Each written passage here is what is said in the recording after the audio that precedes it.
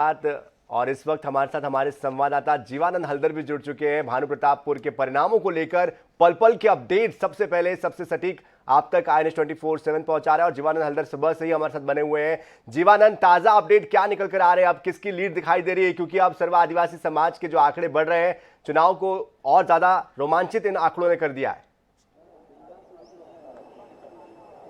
जी, सबसे बड़ी बात है, सबसे बड़ी खबर यह है कि अभी जो तीसरी राउंड का मतगणना खत्म हो चुका है, जिसमें कांग्रेस बढ़त बनी हुई है और 4,556 वोटों से आगे चल रही है।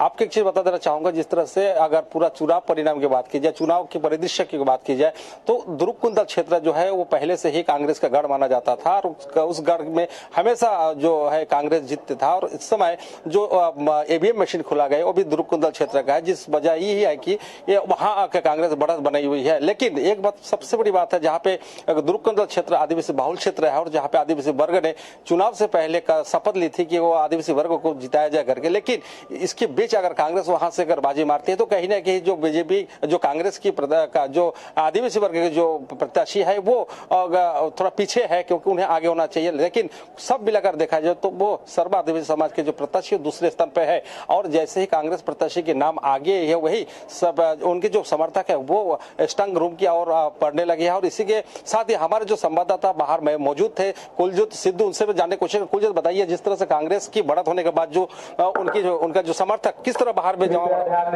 जी, आपको बताना चाहूंगा, जैसे जैसे मतगणना की स्थिति सामने आ रही है, उसी तरीके से कांग्रेस के कार्यकर्ताओं में उत्साह देखा जा रहा है और भाजपा के तीसरे नंबर पर जाने के चलते वह स्थिति से देखकर चुपते नजर आ रहे हैं, क्योंकि यह मतगणना तीसरे राउंड की पूर्ण हो चुकी है और कांग्रेस इसमें आगे चल रही है। आप समझ सकते हैं कि हमारे संवाददाता चप्पे चप्पे में तैनात और हर एक सटीक जानकारी